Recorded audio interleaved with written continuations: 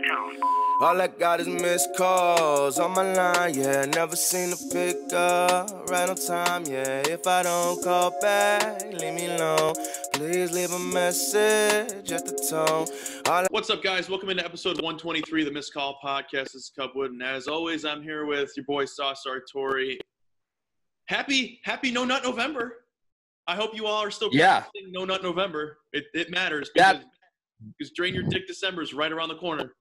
That's what we're concerned about today. Most definitely. There's 100%. nothing else to be concerned about on a day like today. Like November 3rd, 2020. Yeah, there's nothing really else. Yeah, as of today, there's nothing on my mind that I can think of that I would be like, yeah, that takes precedence over No Nut November.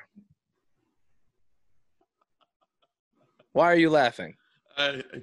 It's just I love No Nut November because I can never make it through. That's why I love it. I lost on the first day at the strike of midnight. Yeah, well, you gotta go fall asleep somehow.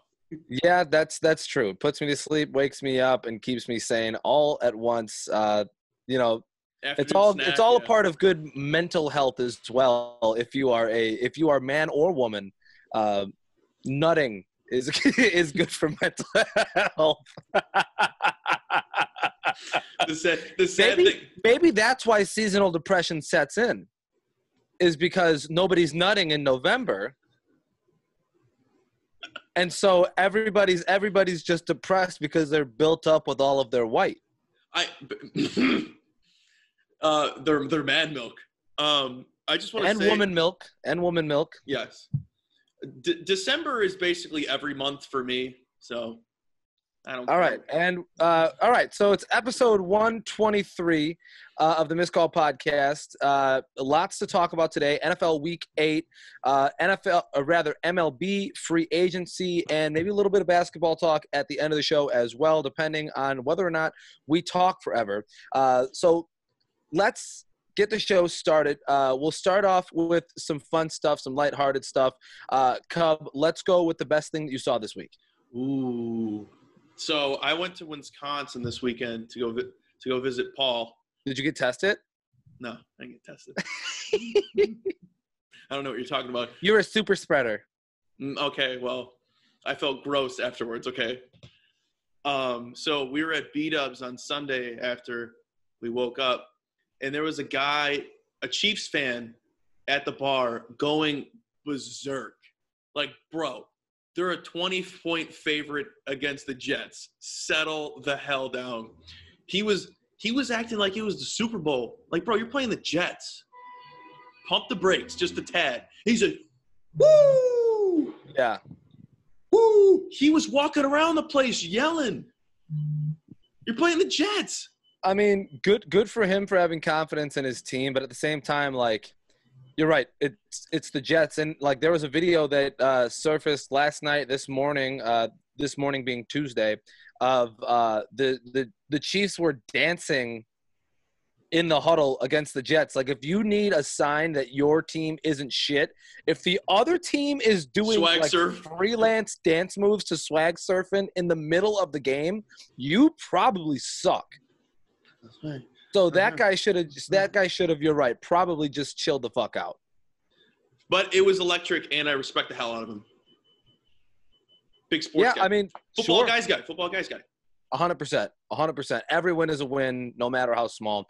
For me, best thing I saw this week was all of the recantments of the Cubs World Series. That's kind of why I'm decked out, because today we're recording. It is November 3rd. Today is the day 4 years ago that the Cubs won their first World Series in 108 years. So I show out because I am Cub fan. And Yeah. So, all the different moments that the Cubs had throughout that World Series, I think, many people can attest to the fact that it was one of the best World Series of recent memory. The Game 7 that they had in that series far and away was probably the best Game 7 we've ever seen in the World Series.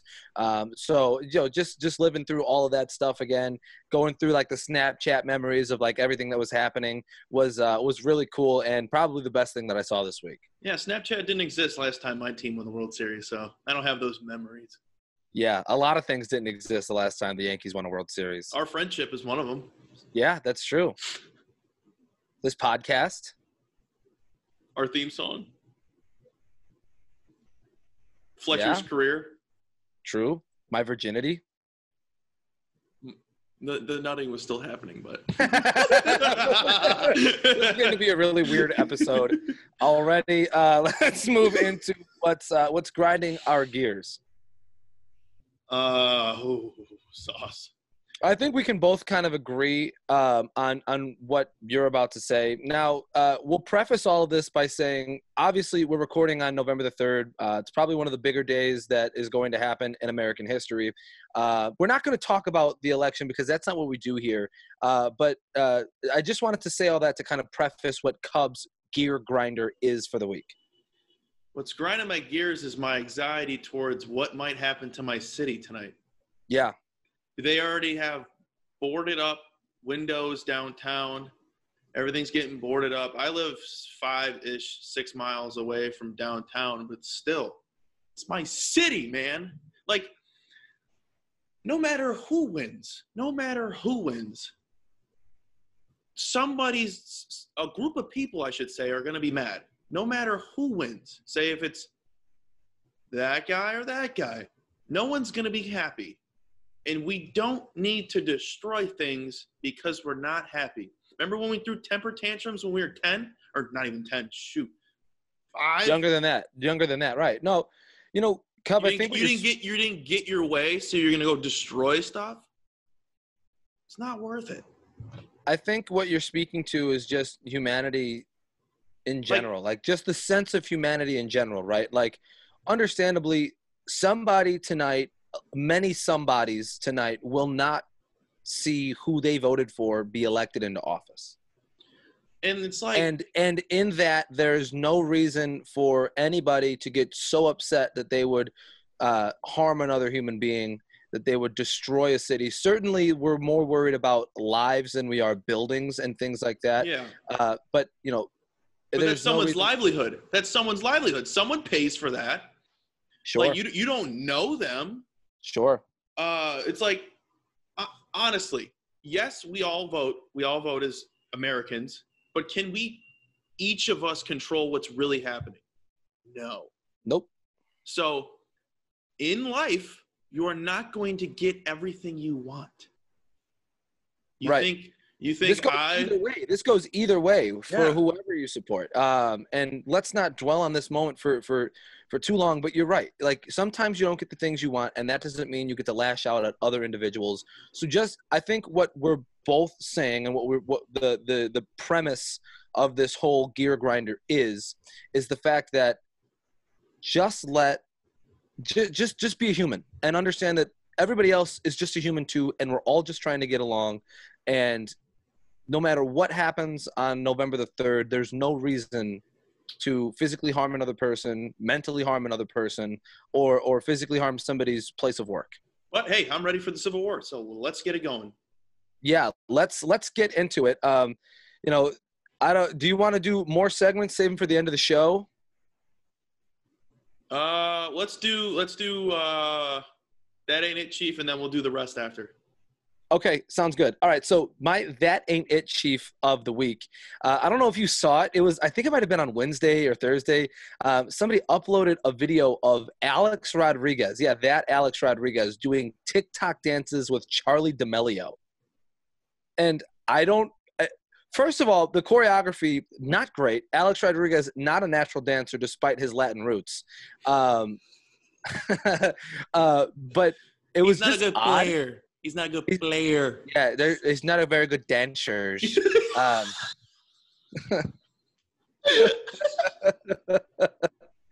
okay, so he doesn't have the moves. Yeah, the moves aren't there for Alex Rodriguez. I think I do that pretty good. It's so good. It kills me every time you do it. Like when you were like, you ever notice how A-Rod always goes players? I was like, I don't like listening to A-Rod. But there's not. But the thing is there's not like on the beginning of the word. It's not like players. It's just he says the word normal. Players. And then the ERS sound for him is very hard. He's like, yeah, and a lot of these players are because I remember when you did it for the first time, I was like, dude, I can't stand listening to A-Rod on the broadcast. And you're like, is it because the way he says players? So you're like players. Yeah. So back to it. Alex Rodriguez doing TikTok dances with Charlie D'Amelio. It kind of was odd for me to see. I don't know why Alex Rodriguez is hanging out with Charlie D'Amelio. His daughters are probably the same age. Well, that's what I was about to say. I know he has 2 younger daughters, but I don't know how the 2 would cross. Correlation, yeah. I don't know where the correlation is, but regardless, A-Rod's dancing is not very good, and he looked quite stiff in his TikTok debut, and for that reason, that ain't it, Chief. Stiff and No Nut November? Not a good look. Yikes. Not a good... Yikes. Also, I lied. We're doing one more segment. It's our new segment. It's called Thoughts and Prayers. Oh. Sauce knows where this is going. This is Thoughts and Prayers. It doesn't mean what it is, but it means what it is. Well, okay, so I think what the best way to describe it is it's kind of a sarcastic poke at when anytime something bad happens in the world, the only thing anybody ever has to say is thoughts and prayers. Thoughts and prayers. Whether you're actually thinking and praying remains to be seen, but when bad things happen in the world, we are going to sarcastically throw them into this category of thoughts and prayers. So this week's victim is the guy with the Cubs gear on, Mr. Ryan Sauce, John Stockton, Mrs. Freshly's Honey Bun Sartori.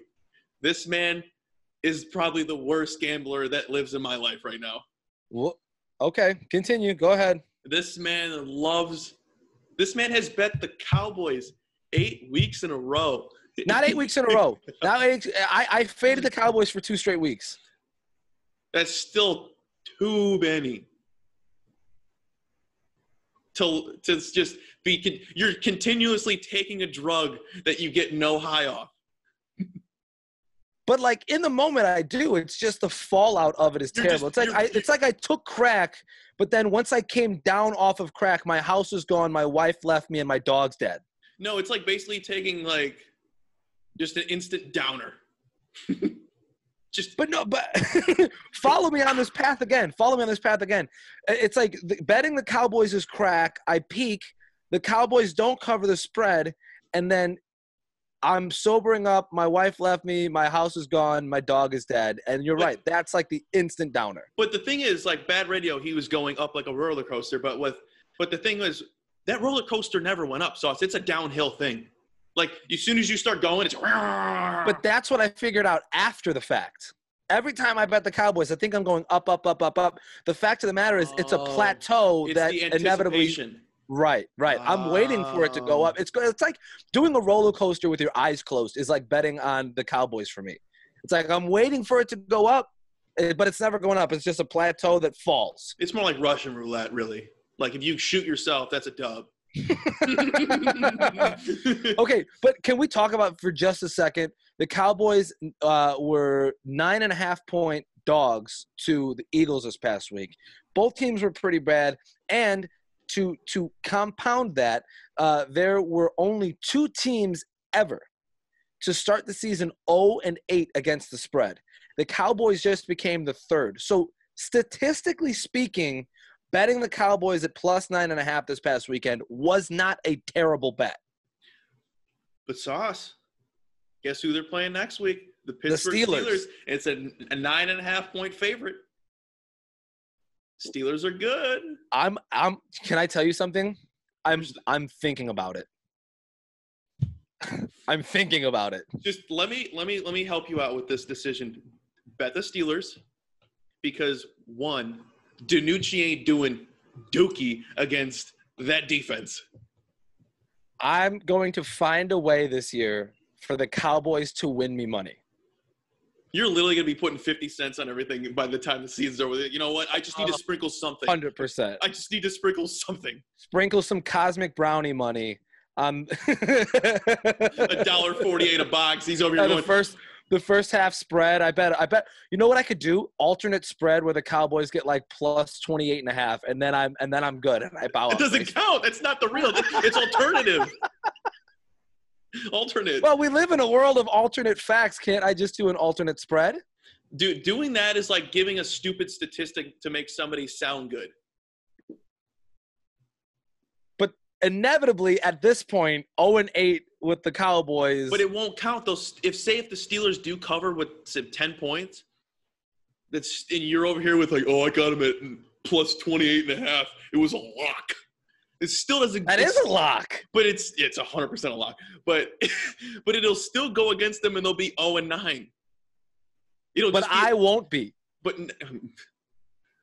you're literally like a toddler, like right now, being so hard-headed with this whole thing. You're like, No, but if you listen to me, plus 28.5, it's literally impossible for them not to cover. It literally is impossible for them not to cover. But if Danucci would have to get a goose egg, and then the Steelers have the best game of their season. Honestly, just know I'm thinking about it. Thoughts and prayers to my gambling life, but also just know it's heavily in the back of my mind that I might bet the Cowboys this week. Let's move in. If we're talking about football, let's move into NFL talk. Week 8. It wasn't. I normally say crazy week 8, but like it really wasn't that outlandish. Couple of upsets, but a lot of games went the way that we thought they would. We thought they were. Right. We'll go down a couple of games that we thought were important. We'll end up at the Bears game, and we'll kind of cover it that way. Let's start off in Miami. The Rams visiting the Dolphins. This was an interesting game. A lot of people had their eyes on this because it was the debut of Tua Tagovailoa. Yes, he used my word. And Tua, I would say, didn't have a great day, but the Dolphins defense showed up in a way to back that offense, and they inevitably ended up beating the Dolphins 28-12. I think was the final. It was 28 something. A lot of people, a lot of NFL pundits, if you will, are I don't think talking about the Dolphins as much as we should, especially that AFC East looks to be pretty shaky. The Patriots aren't going to be good this year. They've won a couple of games that they shouldn't have, but things are starting to regress to the mean for the Patriots. I think that the Dolphins have a real shot at going at a wild card spot. Now, there are a couple of teams in in a better position at the moment, a couple 5-win teams that are ahead of the Dolphins. But the Dolphins are playing really good football. Statistically, they have the number 1 ranked defense in terms of points allowed. And I would challenge anybody, Cub, and this isn't me calling you out, but I'll challenge you because you're the only person here to talk to me. Could you name 2 or 3 players on that Miami Dolphins defense? No. Right. I know Christian Wilkins. I think Xavier Rhodes is playing down there at the moment. I can think of Tua, Parker. Who's the guy that caught the touchdown? Myles Gaskin. Gaskin ran one in. Mike Gesicki. They always have a tight end with a cool name. That roster in general, it's hard to name people that stick out, but they're playing good ball. 4-3. I think that they've lost a couple of close ones, and maybe they got blown out in a game or two. But the Dolphins, to me, look like a team that could sneak into the back half of the playoff picture, especially if they expand the playoff picture this year, because allegedly the NFL is having talks to allow 16 playoff teams this year. If they make the playoffs, Brian Flores better win Coach of the Year. That turnaround? Brian Flores, I'm happy that they gave him time. Oh, my dude. Because how many times have we seen coaches like that written off and they just send him into the sun with no second thought? Brian Flores, I think, has done a really, really great job turning that Dolphins franchise around. He has, and he's done it slowly. Like, everyone's like – the issue with – coaching and like keeping a coach in the NFL, it's like they need time, but like then again, how much or when is it too much time? which is the issue. Right. And then it's also taking a gamble. Like, look at the Cardinals. They hired whoever, and then the next year they hired Kingsbury. Like, that was 1 year. They drafted Rosen, and then like, screw Rosen, we're gonna get Kyler. And that turned out really well for them. But like Brian Flores' situation, keeping him and giving him time was a better plan instead of just giving him the boot. I think the Dolphins kind of knew where they were, and they really wanted to take a slow approach to this rebuild. And the thing about a rebuild in football is having stability at the leadership roles is incredibly important. Because I pull up this example just because it's something that was close to us when we were growing up watching Bears football. Is like, look at the Bears and look at the fact that Jay Cutler had to go through how many offenses in 6 years. I believe it was like 5 offenses in 6 years. That kind of instability does not bode well for any part of the team. And so keeping Brian Flores there, keeping similar concepts there, similar offensive styles and defensive styles there, I think is incredibly important. Yeah, and correct me if I'm wrong. Last year, like the last 4 games, whatever, they were hot, right? Pretty sure even last year they had a couple of games where they surprised a lot of people. Yeah, they always do that. It's like them, and then it was the Broncos. But I can't recall too much because, football guy's brain. We're thinking about next week. We're thinking about next week, and we don't have a very long-term memory. Short-term memory, we think about next week. Futuristic around here at the Missed Call Podcast. Miami, 28. The Rams, 17. Moving forward, Steelers and Ravens. This was probably the game of the week. A lot of people had this as a game that they were watching simply because, number one, first and foremost, this is a great football rivalry, Pittsburgh and Baltimore. It always ends up being a good, low-scoring game. And then also playoff implications. Both of these teams have a shot to be the number 1 seed in the AFC, obviously along with the Chiefs. But a lot of people had their eyes peeled to this. The Pittsburgh Steelers end up winning 28-24, and it was a fun game to watch because it went down all the way to the last play. The overhit, the overhit, the overhit, the overhit, the overhit, the overhit. Hey, what a day. What a game. You see, Marquise Brown made comments at the end of the game saying, like, if you got soldiers, how come you're not using them? What's the point of having them if you're not going to use them? Yeah, because it was a big day on the ground for the Ravens. They ran the ball with J.K. Dobbins 15 times. They ran the ball with Gus Edwards 16 times, and Lamar Jackson had 16 designed runs. They threw the ball 28 times. Right. And Brown only had 2 targets, 1 reception, and 3 yards. Now, obviously, in a game like that where everybody is aware of the implications, the players even more so than us as media members, that's probably a situation where he's like, why don't you let me get involved in what we're doing? Because they prepare all week. They know going into this game that, they have to show up big time in order to beat the Steelers. And then I can definitely get behind Brown's ideology here. But at the same time, I think Steelers have a good run D. Steelers have a good run D. I mean, Dobbins had 113, Edwards had 86, and Jackson had 65. Clearly the running was working. They wore that defense down to a certain point where they were able to get all those yards. I mean, J.K. Dobbins was averaging 7.5 yards per carry. That's a crap load. But the thing is, like, at the end of the game, what did they do? They had to force the pass. Minka Fitzpatrick said bye-bye. Yeah. No, I mean, it was a great game. I'm enthralled with the fact that Ben Roethlisberger is able to play at the level that he is now. 21 for 32, 182 yards, 2 touchdowns. Doesn't sound like a crazy stat line, but against that Ravens defense, against that pass rush and their secondary, that's a really productive day to not have any turnovers yourself, right? Clearly he could have fumbled and thrown interceptions and just had a bad day that way, but he didn't. He's playing really good football and certainly looks like he could be the comeback player of the year. I'm going to go out on a limb and say they win the Super Bowl. That's what it's looking like. I mean, we had conversations. We were gonna say you had conversation last week. Like, who's good? The Steelers.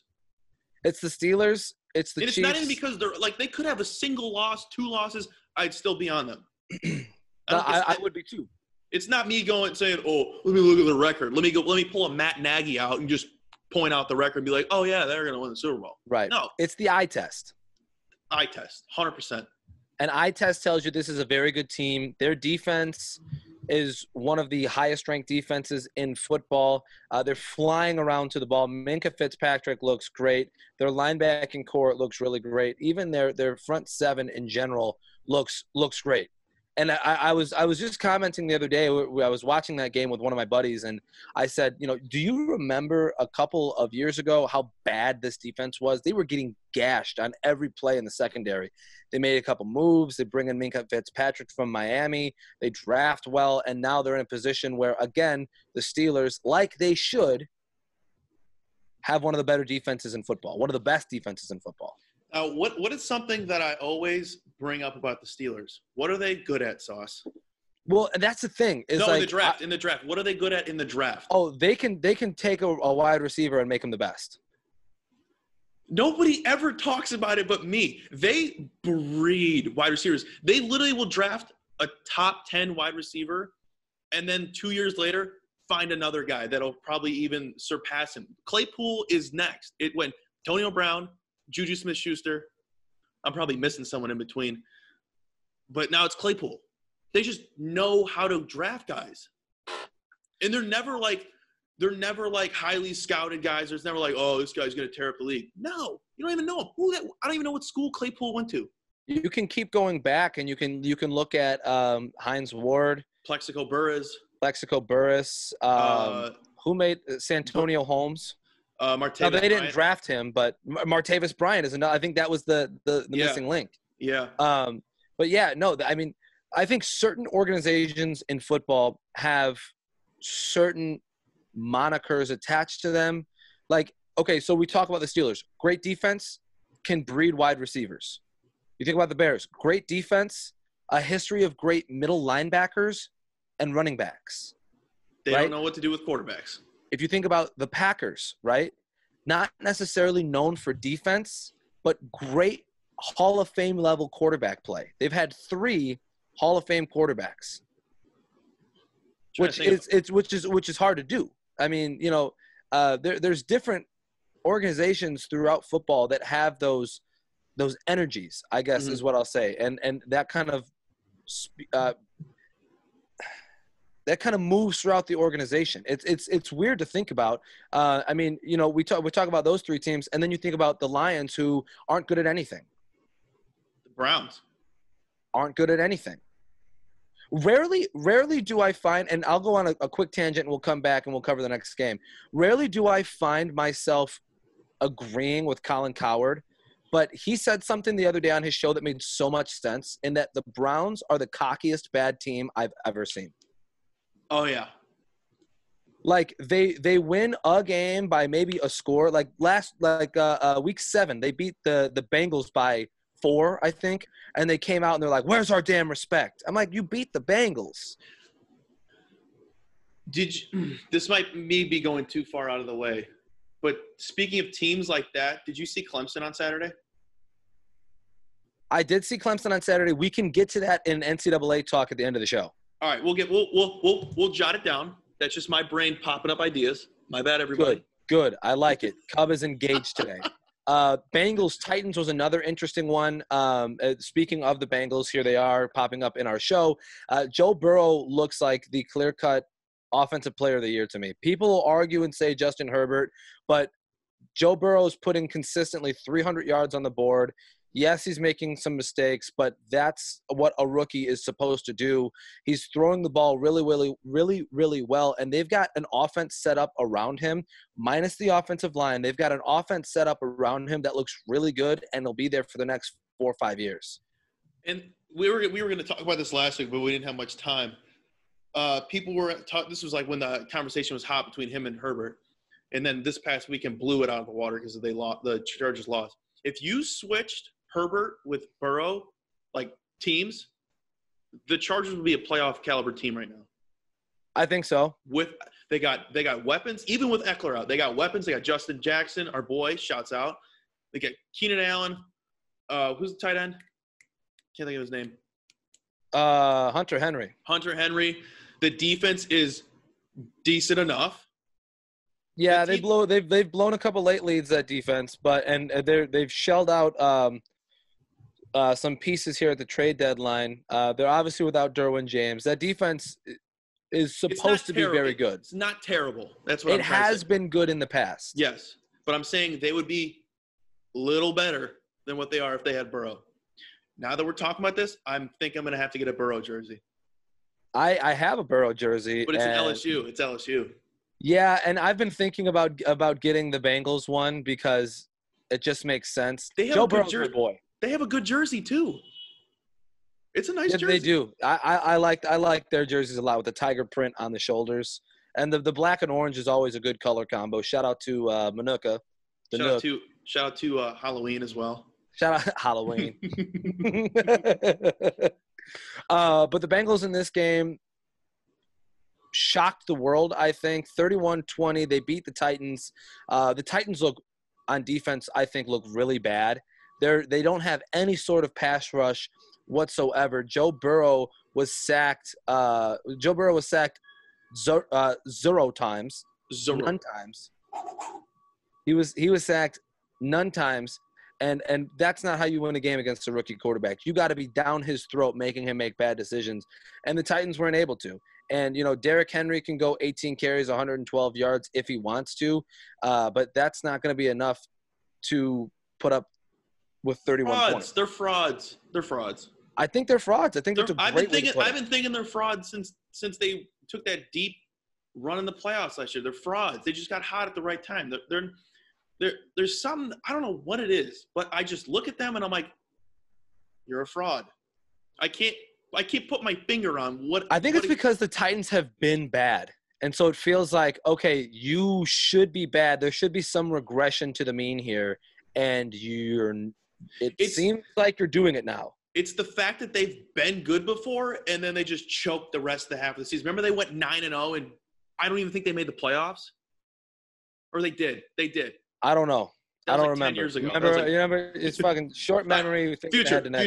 We're headed next week. Ryan Tannehill, 18 for 30, 233 yards, 2 touchdowns, and an interception. So that just keeps on rolling. That's barely over 50%.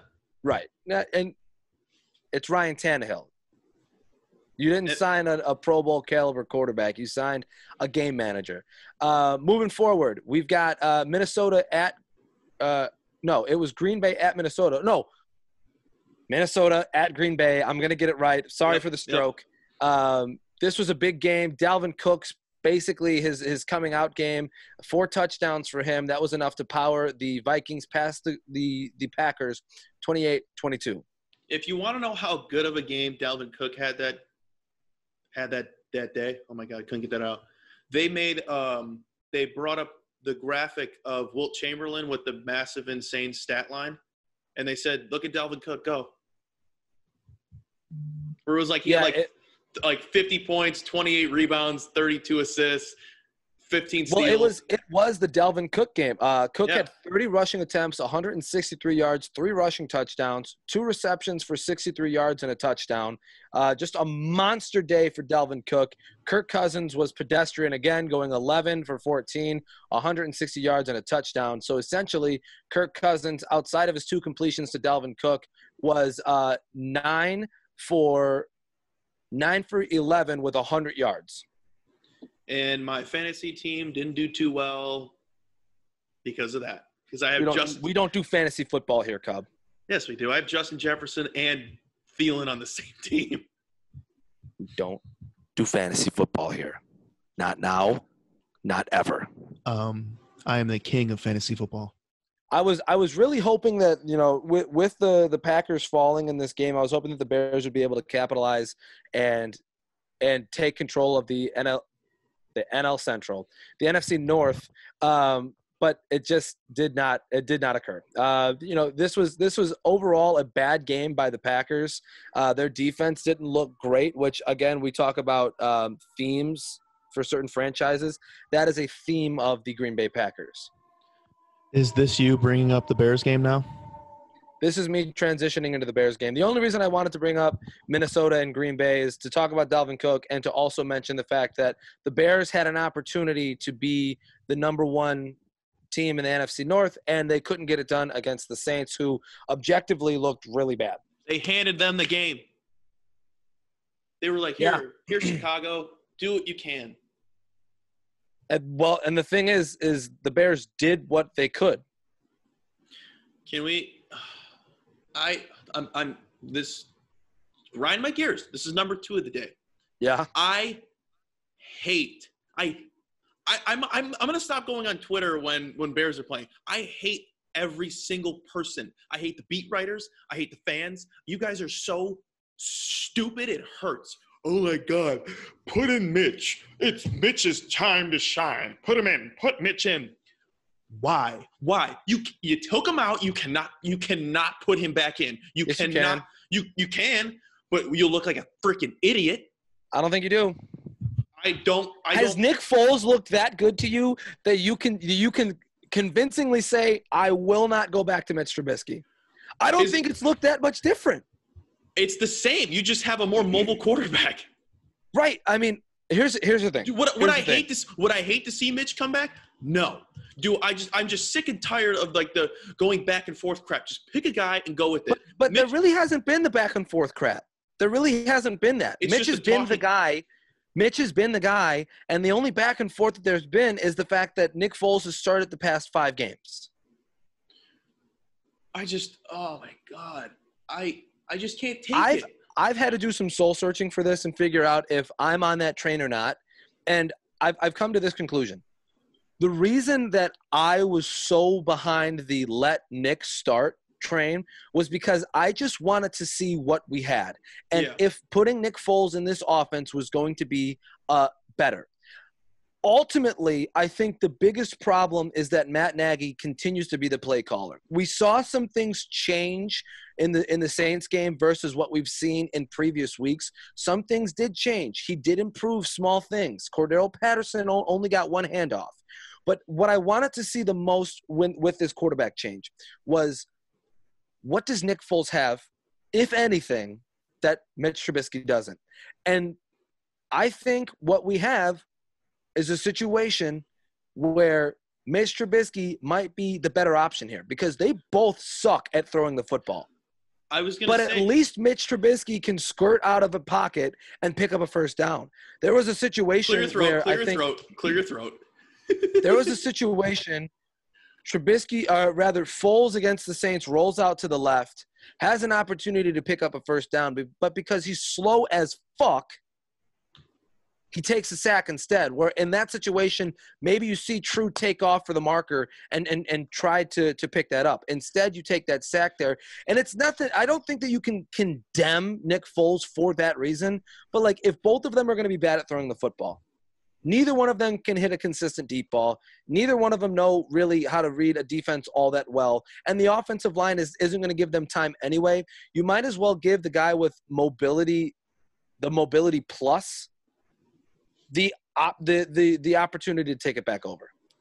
My whole point is, like, going over, you said, like, it's the same play. It's the same. You're going to get the same outcome with either guy. Is like how I'm viewing it. It's just going to be, Mitch can roll out for 10 yards, but still he can't get the ball downfield. So really, what are you doing? But outside of the 2 plays that we saw against the Saints where Darnell Mooney had the play down the middle of the field and then Allen Robinson with the touchdown reception, have we really seen Nick Foles be able to hit the deep ball? No, it's literally this is the Bears offense. It's run up the middle, no gain. Run it again, chuck it down to Allen Robinson and hope he makes a good play. But also, we need to talk about this. When they put in Mitch for that one play, what was that? That, I think, was Matt Nagy trying to be like Sean Payton and use Mitch Trubisky in a role similar to Taysom Hill. One play? What was that? That I agree. If you're going to do that, I feel like if you're going to do that, I feel like Mitch needs to be on more than one play for the entire game. That's just me, though. I like the fact that the Bears were able to run the ball more. 21 attempts, 89 yards, even with a really, really shoddy offensive line and a lot of guys going down to injury during the game. The Bears were still able to rush for over 80 yards, which I think is a great success. Very nice. Very nice. My wife. Wow, wow, woo, wee, wow. Two pimps, no hoes. On the defensive side of the ball, Roquan Smith had a phenomenal game. 11 total tackles, 2 solo, 2 for loss, and was just flying all over the place. The only thing that I have to hold against Roquan is the fact that he didn't house that mistake pass by Drew Brees on the flat in overtime. But that's it. And you can't even really hold that against him because let me just find the silver lining for the Chicago fans that frequently listen to us because they all love us. Hey, guys, we got our kicker. What else do we need? We got our guy. If you're Eddie Pinheiro, when Cairo Santos hit that 51-yard field goal into the wind to send it to overtime, Eddie Pinheiro looked at that and went, well, fuck. There goes my job. Yeah. No, that is the volatile nature of the NFL. An injury could end your career and end your stint in a city. Look at, this situation that we just brought up. Another, I think, silver lining is that we found our kicker, but also I think that we found our team enforcer. Hockey, there's always a designated guy on the roster known as the enforcer. He's our Hosa. He is our Mary Hosa. There's always a guy that's the enforcer. He doesn't. If anybody's taking any kind of shit on the ice, the enforcer's there to step up. Give me that mouthpiece. And throw some hands. Well, I think the Bears have found theirs in Javon Wims. Javon Wims with one of the most comical fights we've ever seen on a football field. The breakdown of this. And I forget exactly who did the breakdown. I think I want to look it up. So let's pause for just a second. Let me look it up so I can give the guy the right credit, and then we'll come right back. All right, and we're back. We're back. Evan Sachs is the guy's name. He did a really great thread and breakdown of what happened in the small skirmish that happened between Javon Wims and Chauncey Gardner-Johnson. So, and as essentially what happened, if you haven't seen it yet, Javon Wims has his mouthpiece ripped out of his mouth by Chauncey Gardner-Johnson. Wims is then subbed out. The Bears take a delay of game penalty, followed by a Nick Foles interception. And then, obviously, the Saints take over on offense. So Wims gets his mouthpiece ripped out and then does not get a chance to get his retaliation for getting his mouthpiece ripped out of his mouth. For 11 real-time minutes, real-world minutes, Javon Wims sits on the sideline plotting his revenge against Chauncey Gardner-Johnson. The steam is just coming off his head.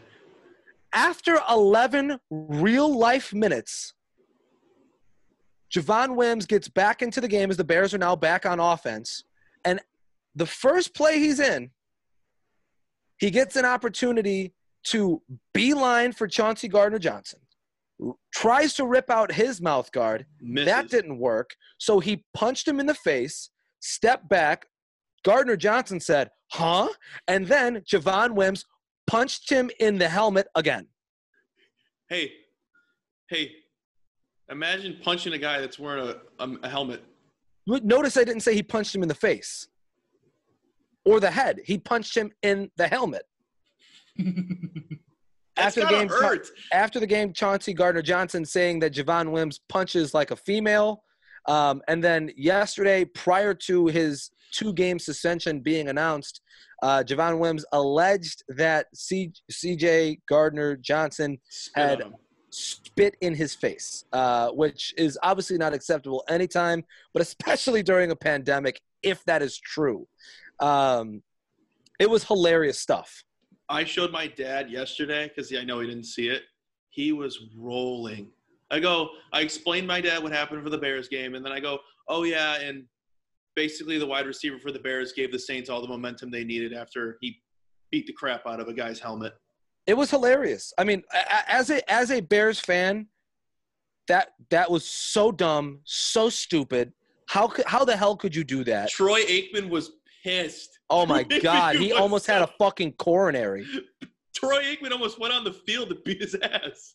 Troy Aikman is naturally red-faced, but then even more so was he red-faced. I don't even remember what he said, but he was so pissed. It was hilarious. Like I said, as a Bears fan, unacceptable, can't happen. As a fan of football and as just a dude, that's fucking hilarious. Just a dude being a guy. Because think about it. For 11 minutes, he sat on the sideline like, I'm going to get this motherfucker's mouthpiece. I'm going to take his fucking mouthpiece and then. Fuming. And then. So, Javon Wims is the new enforcer for the Chicago Bears, obviously after he serves his 2-game suspension, 1 game for each punch. Hopefully he DMs me back. Is there anything else we need to cover for Week 8? I think that about wraps it up. Cut it. Let's go. Let's move on. All right. On to the MLB, where free agency has officially begun. Cub, this is going to be an interesting offseason for baseball in general. Free agency is going to look much, much different than it has in years prior. Yeah. Hopefully the Yankees give DJ LeMahieu a blank check. But I just want to say thoughts and prayers. We have a second one. Thoughts and prayers to the south side of Chicago. Thoughts and prayers. Tony La Russa. Congrats, buddy. We can definitely get into La Russa talk here in just a second. But congrats, buddy. Good job, buddy. Welcome back to the league. That is a pretty bad signing. But let me just say this for a second. MLB free agency is going to look really, really different this year. Now, we've seen big stars have to wait a couple of months to get their big contracts, right? But for the most part, you see the small deals develop, and you see a lot of guys sign their deals before any of those big-time free agents come off the board. Jeff Passan, who is an MLB insider, pointed out that this is going to – he kind of echoes my sentiments in saying that teams aren't going to be willing to shell out a lot of money this year. You think that none of them were able to have revenue from fans being in the stands, concession money. I'm sure that there was a huge decrease in the amount of money spent on team merchandise.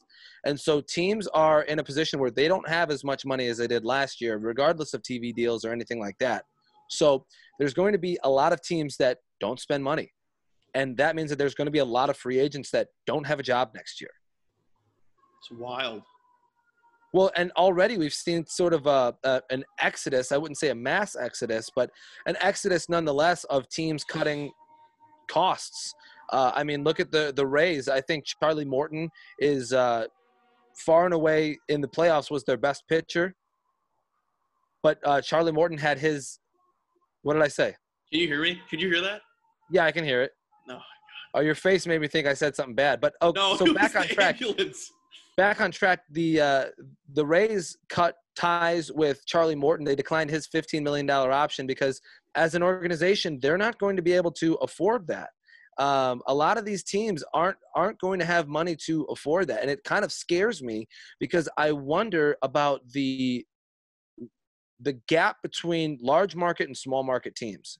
Think about the Yankees and the Cubs and all of those big market teams that have their own TV deals and TV stations. Those teams will be just fine. But when you look at small market teams, Oakland, the Rays, Kansas City, the Padres, all of those teams are going to, I think, struggle this offseason. And I'm worried about what kind of gap that will create in terms of the future. Yeah. and competitive balance between market sizes. That's, you know, in order for the game of baseball to grow, you need the little markets to be successful. You need the Rays to be in the World Series. You need the Kansas City Royals to show up in the World Series every once in a while. Otherwise, you know, if it's just the big markets, then why are there 12 teams? Why are there 12 teams that are in these smaller markets? It's going to be crazy. It's going to be kind of scary. It's going to be like All-Stars versus a AAA team. Exactly. That's exactly what it's going to be. And that's not okay, and that's not cool. And I think the MLB has to do something to step in and act. Like they have to do something. They have to aid this, right? But will they? Probably not, because it's the MLB and they suck. 6 qualifying offers were handed out this year, which is, I believe, an all-time low. The qualifying offer is an $18 million, essentially franchise tag type thing, where a player has the option to come back to a team who offered them the qualifying offer after they've kind of experienced free agency a bit. Those 6 players: Trevor Bauer, Marcus Stroman, Kevin Gausman, and then you also have JT Realmuto, George Springer, and DJ LeMahieu as the 6 players to receive a qualifying offer from their teams. Give him a blank check. to DJ LeMahieu. Blank check. Yeah, you know, obviously that's, I think, what you want the Yankees to do the most in the offseason. The Cubs have already declined the option on Daniel Descalso. They'll give him a $1 million buyout. They've declined the option on John Lester. He was due $25 million. They'll pay him $10 million to leave. And they picked up the contract of Anthony Rizzo for $16.5 million. All of those moves I agree with. I'm hoping that they bring back John Lester on a small deal, maybe 2 years, $8 to $10 million, something where he's making 4 to 5 per. And they really need to focus on their bullpen. Jeremy Jeffress is a free agent, our boy, but he was objectively the best reliever out of the Cubs bullpen this year. They need to do something to bring him back on a 2-3 year deal where he can be a big cog in that bullpen rotation. The only thing that I've noticed the Yankees making moves, they just brought back Britton. I'm pretty sure that's the only move. What? No, my dog is starting to bark, and I'm telling her no. Oh, I was like, what do you mean? I read it myself. They brought back Britton. I just I don't even know if J.A. Happ is a free agent or not, but I don't. He's a free agent. They declined his option. Good, because he sucks. He's so bad. Every time he comes in, I'm like, oh, great. There's an L. I hate it. There are certainly some teams that could use his veteran presence, but as a pitcher, it's been pretty shaky for J.A. Happ. The only other thing I'll say, I want to talk about the team on the south side of Chicago. I'll say first and foremost that I think their free agent signing that they should look at the most, I think that they should spend money on George Springer. I think that they should offer him a king's ransom. The White Sox? Yes. Okay. Because if you think about it, Eloy Jimenez is not going to be an everyday left fielder. He's not a good fielder in general. He can be your designated hitter for a long time, though, especially now that they declined the option of Edwin Encarnacion.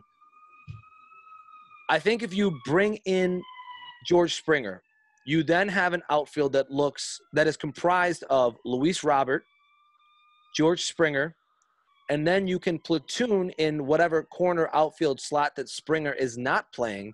You can platoon Adam Engel or Danny Mendick, which I think is a much better option than having Eloy Jimenez, Luis Robert, and then the platoon of either Mendick or Adam Engel. I couldn't think of it. Yeah, I had a brain fart. But I think that's where the Sox need to go. Obviously, a little bullpen help. Their closer, Alex Colomé, is a free agent as well. And so, maybe they look at re-signing him. Maybe they promote Aaron Bummer to be the closer over there on the south side of Chicago. But all of that remains to be seen.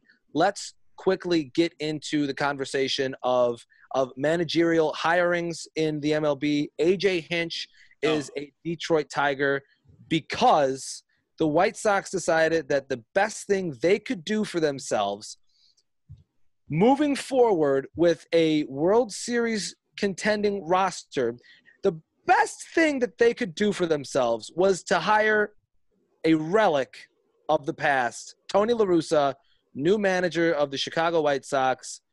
Boy, oh boy, what a mistake. Well, there goes all the fun they were having on the South Side. No more bat flips. It's swing the bat, set it down on the ground. Two hands. Respectfully. Respect.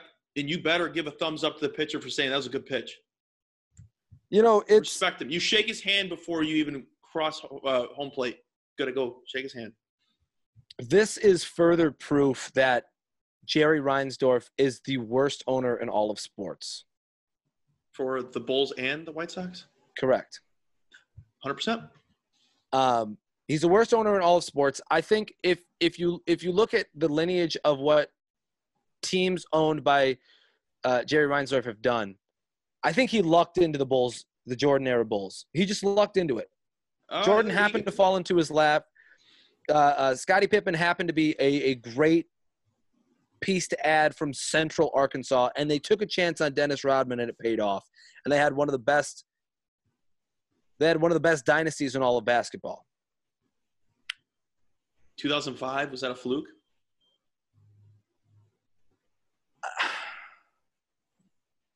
2005 was a perfect storm for the White Sox, but when they won, what happened?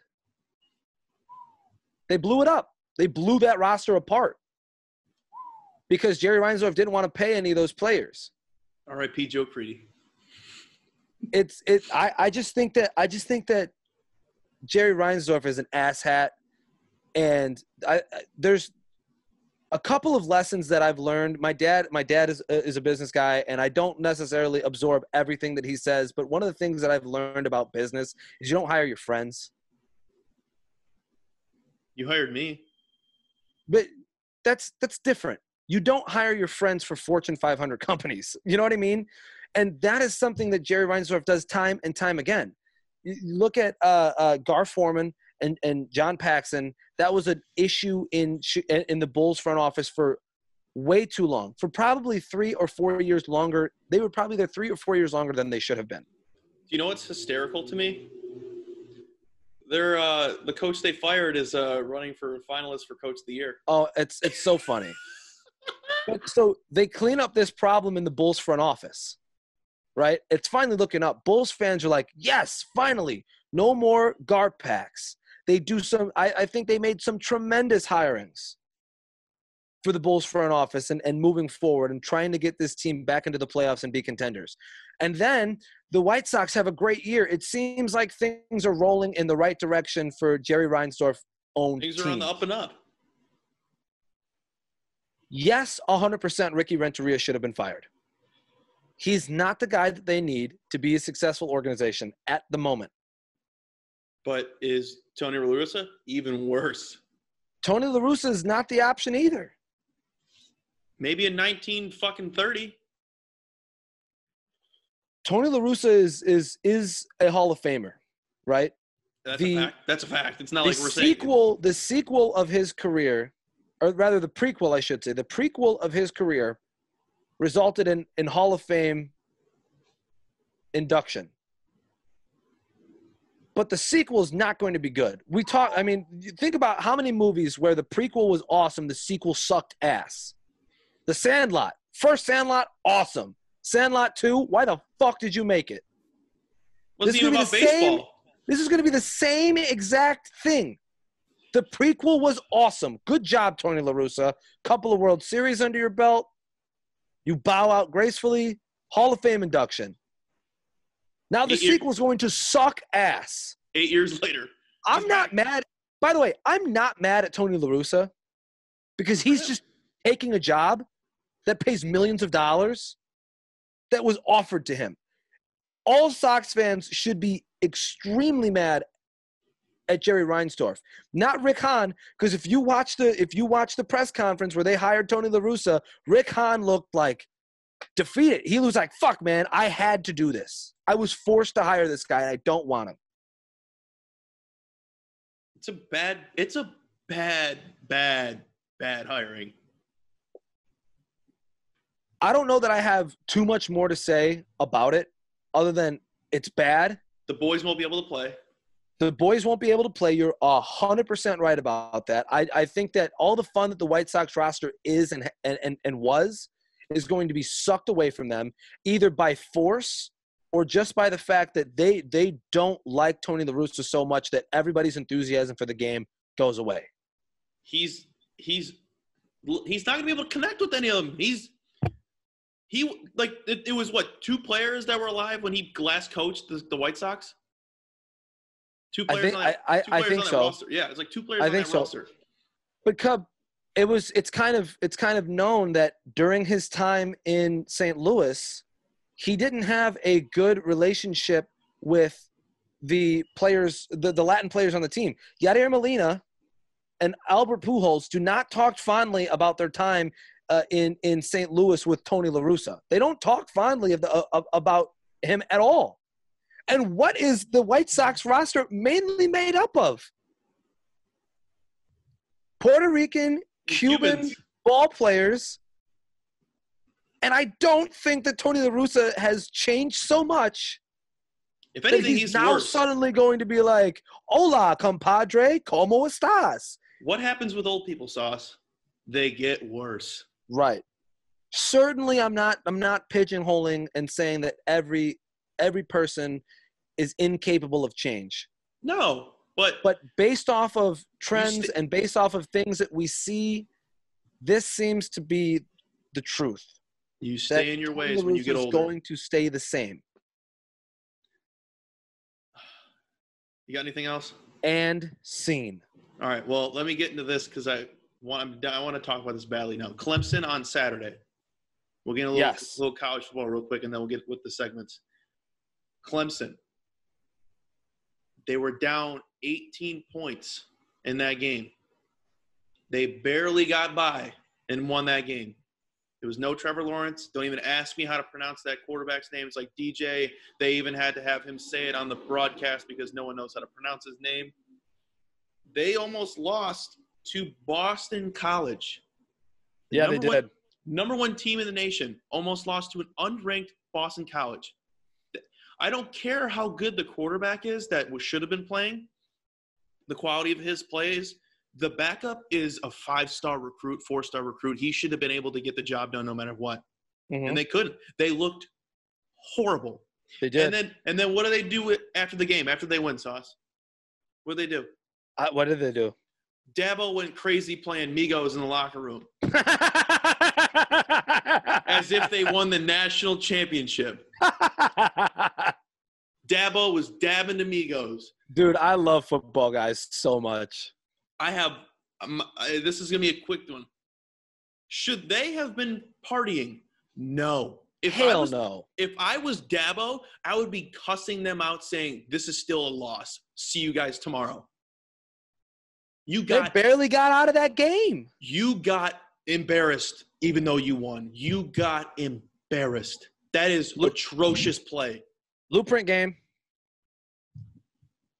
Oh, my God. Blueprint game. I literally tweeted out, I don't think they should be partying. I don't think they should be doing that. No, they shouldn't have been. It's embarrassing. I'll say this. So my betting history has not been very good to start this football season. But I will say this. I did not bet Boston College before the game. I wasn't one of those people. I waited to see what would happen. And when the Terriers – are they the Terriers of Boston College? What are they?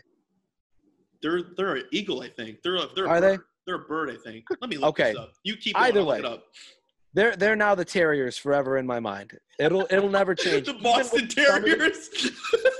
Even when you tell me that it's a different animal, now my brain will always recognize them as the Boston College Terriers. What are they? It's a bird. Hold on. The Boston Terrier mascot. Hold on, I'm crying right now. It's Baldwin the Eagle.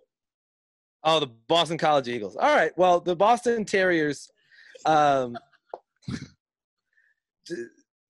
live bet them when they were up 14-3. It was like plus 530 odds. So I was like, why not sprinkle some Cosmic Brownie money on there and see what happens. They didn't win, but it would have been a nice little hit there if they had.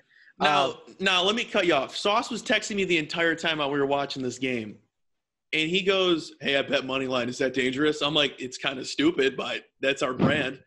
And then I'm like, dude, bet the spread. I checked the spread. It was still like plus 15. You would have covered. That Cosmic Brownie money would have turned into Ben and Jerry's ice cream. Hostess cupcakes. Little Debbie's. Yeah. Oh, yeah. But once again, Saucy Boy didn't come through. But the overhit. Okay. All right. Before we get done with this, I have a quick question for you. Maybe you can answer it quickly. Maybe you cannot. I think we all know who the top three in the nation are going to be. It's the same top three that we always have: Alabama, Clemson, Ohio State. Is there a clear-cut number 4 in the country right now? No, I couldn't even give you a name. I couldn't even give you a team. That's how I feel. Who is number 4? Notre Dame is ranked 4th.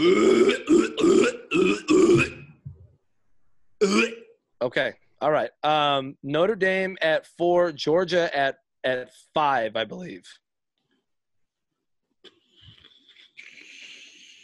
I don't like Georgia. It's tough. I don't think that there's a clear-cut 4 at the moment. And then 6th is there's a rando team at 6 right now. I don't like it. Just to answer your question, I don't know. I don't like Georgia. I don't like Notre Dame. I never liked Notre Dame. We fade Notre Dame till we die. Big facts. Yep. OK State is ranked 6 right now. I hate OK State, so I rarely pay attention to them. I hate them. Cincinnati's ranked 7. Now I'm ready for them to be 4th. Yes. Yes. Is that Mid-American? I don't know.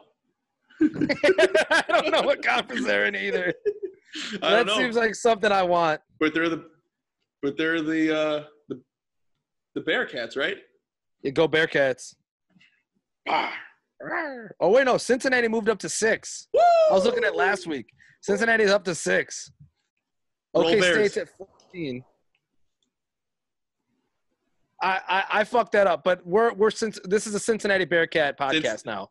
We ride Bearcats till we die. 100%. So, Sauce, now it's that time. Who is on this week's struggle bus for you? Okay, struggle bus this week. Here's a guy. This is a new segment. If you didn't see it last week, new segment we're doing called Struggle Bus Fake Taxi. Struggle Bus, people who are riding the struggle bus. That's clear cut. You get it. You understand. People are on the struggle bus.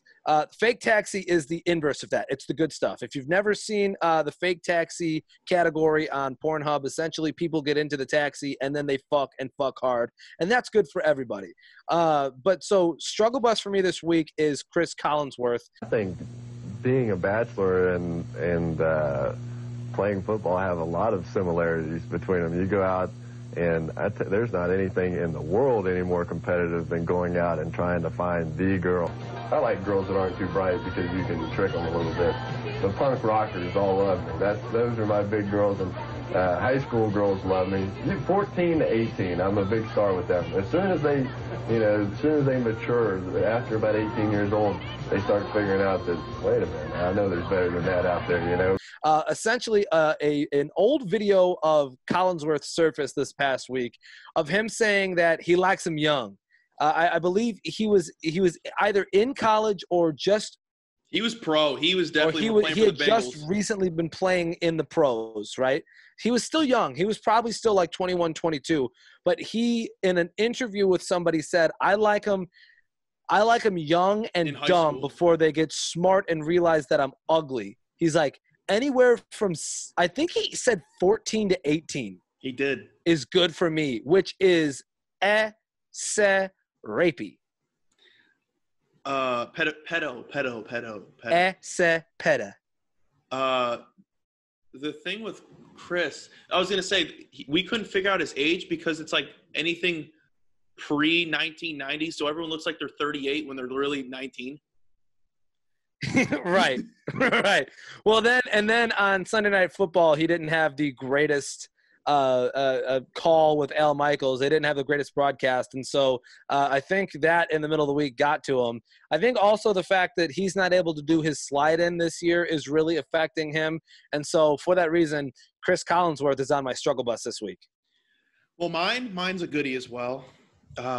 This kind of goes with Chris Collinsworth. I think if Chris Collinsworth was our age in this era, he'd be doing this as well. I just want to give a quick shout-out to every guy that thinks sending a dick pic's going to get you laid. I just really want to pull back the curtain on this one and really just punch you in the freaking teeth. You guys are so stupid, and you make Sauce and I look even dumber because we're guys.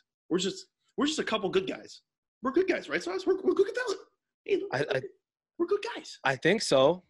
I'm a good guy. I just want to know what goes through a man's head to think, oh, it's 3:30 in the afternoon. Oh, let me take a quick peek of my penis. I don't think it's that. I don't think they sound like that. I think it's more along the lines like, oh, my dick is hard. Take a picture.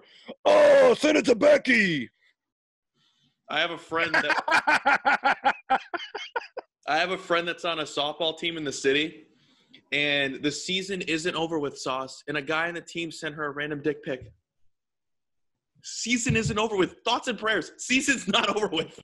Thoughts and prayers is exactly thoughts and prayers to all of those who send dick pics as if they are flowers. Like, tell me,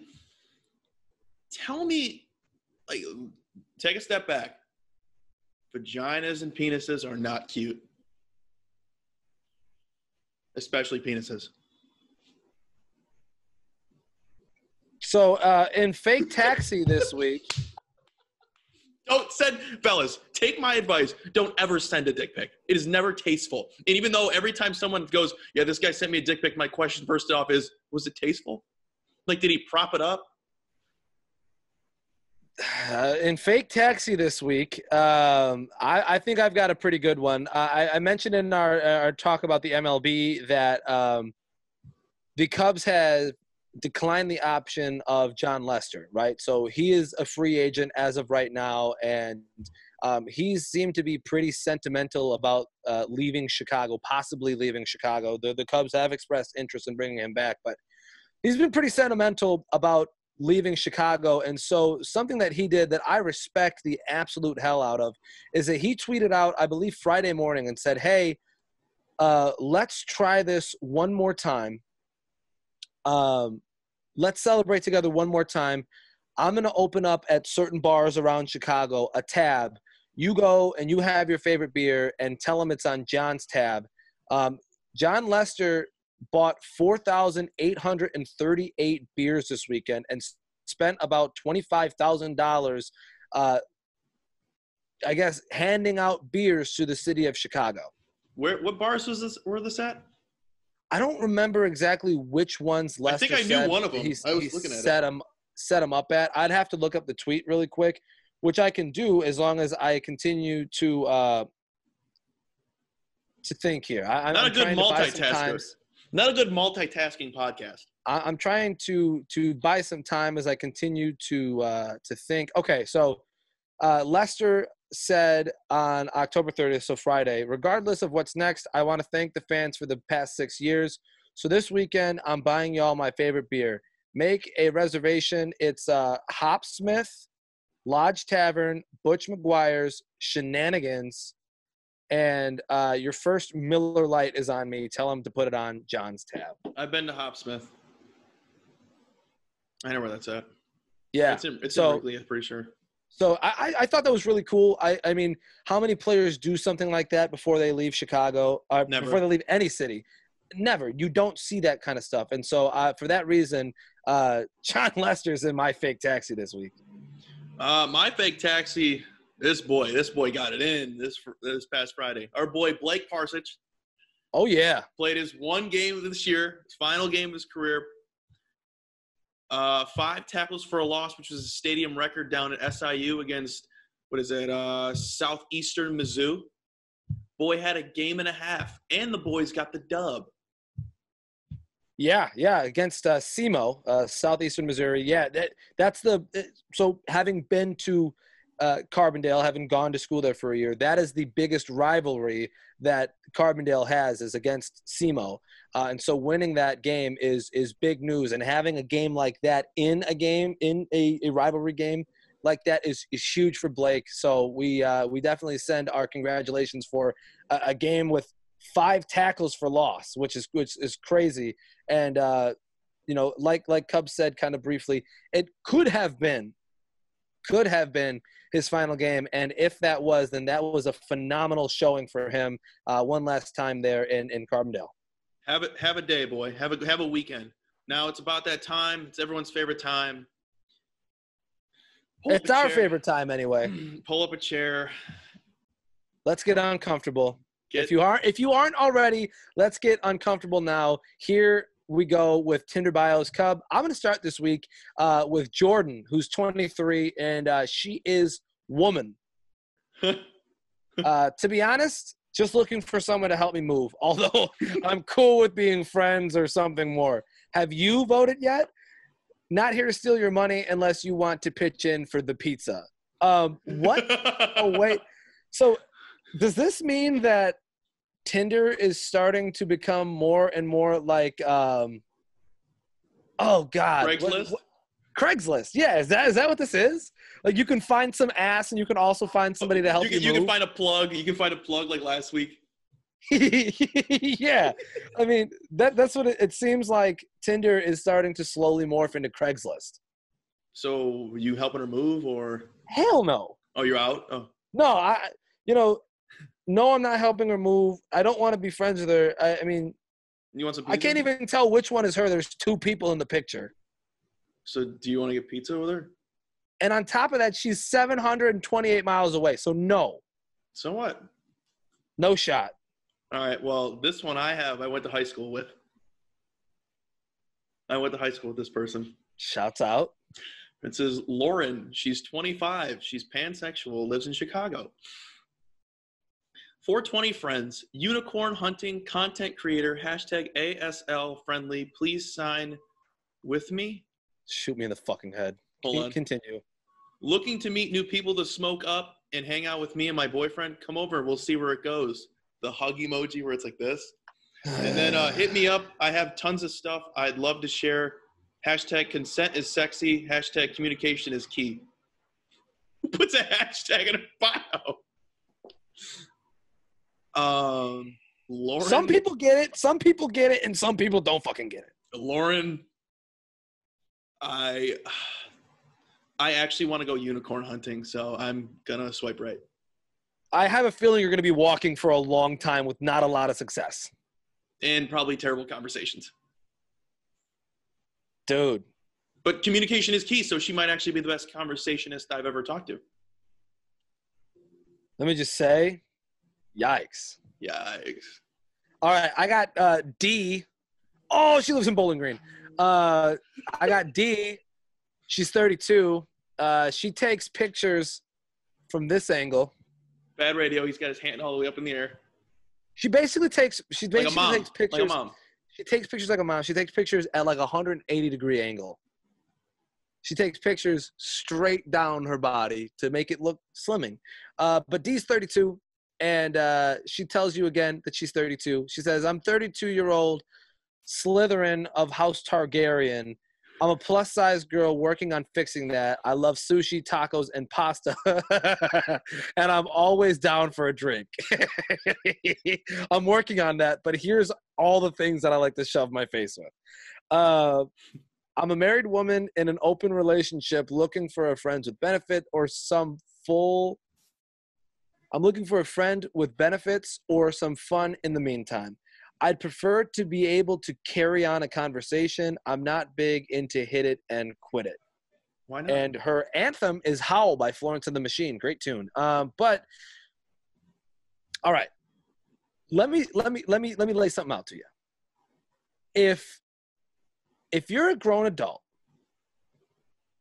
and you think that you are of Slytherin or you are of House Targaryen, right?